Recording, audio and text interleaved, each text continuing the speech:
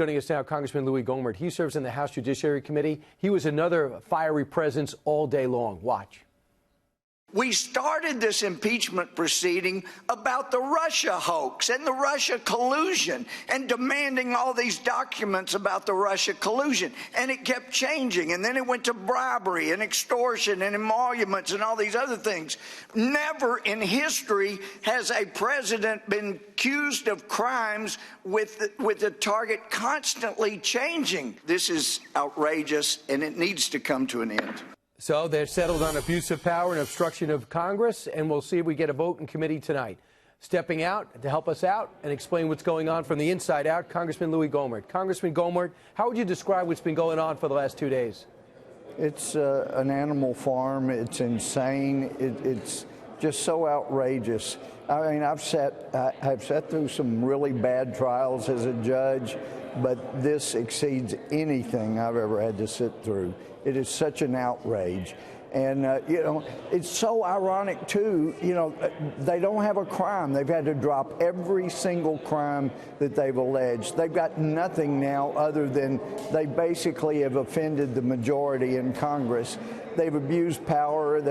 He has abused power. But like Turley said, it's a Congress that's abusing power. But how ironic that today that Joe Biden would say if he were subpoenaed to the Congress or the Senate, he would defy it. He wouldn't do it. Well, that's what this mob is trying to kick out Trump from the White House. And we just took up an amendment that Jim Jordan had filed. It said, okay, basically you say it was an unfair election in 2016. Let's amend your impeachment articles to say you're not trying to keep him from running again or being elected again. Oh no, they don't want to eliminate that. That's the one that we've just taken up. And it's pretty clear they've been exposed. But can I point out one silver lining here? Because I try to find some silver lining no matter how bad it's been. We've known that this was a swamp. We've known that there were swamp creatures. One of the biggest problems here in Washington is figuring out who's part of the deep state, who are the swamp creatures.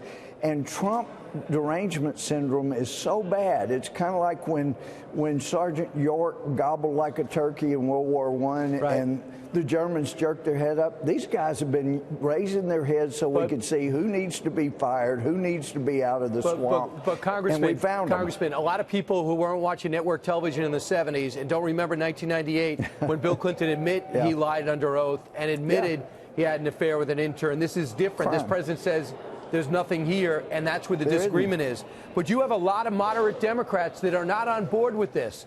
You have Congressman Gottenheimer says, I haven't made up my mind. Susan Wilder, I haven't made up my mind. Anthony Brinsley, I haven't made up my mind. Colin Peterson, Alyssa Slotnick, Jeff Van Drew, Max Rose, Tom Suozzi. There's a lot of Democrats who are not on board with this. We've never seen anything like this. No, I've never seen anything like it. I've heard about witch hunts. I've heard about lynch mobs, but I've never seen something like this using the congressional system to try to destroy people that have committed no crimes whatsoever.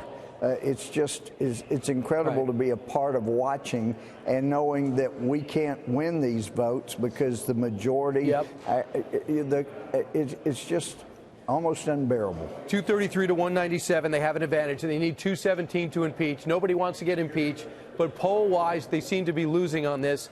Lastly, Congressman, what are we going to see tonight? A vote in the committee to impeach, and then it goes to the floor when?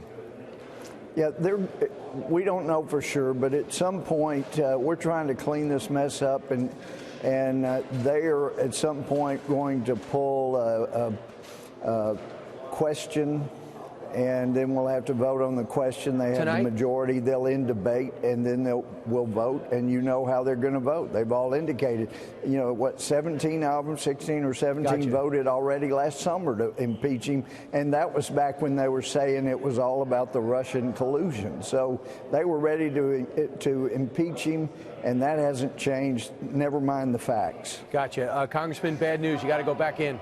Thanks for joining us, though. Our audience appreciates the inside story as we watch this go on and on.